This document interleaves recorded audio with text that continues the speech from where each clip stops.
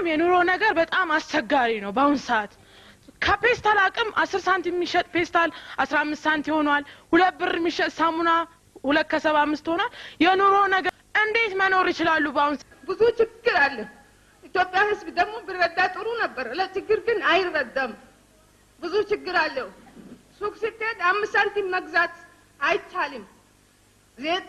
20 ብር ገብቷል አንድ ፍሮ ዱቄት 5 ብር ገብቷል ሱካር 7 ብር ገብቷል ሹሮ 7 ብር ገብቷል ምንም ችግር አለው ሰው መኖር አይችልም እያንዳንዳችን ኑሮን አልቻልነው ኑሮ በጣም ከብዶናል እስከመቼ ነው በዚህ ሁኔታ መቀጠል የምንችለው ለምሳሌ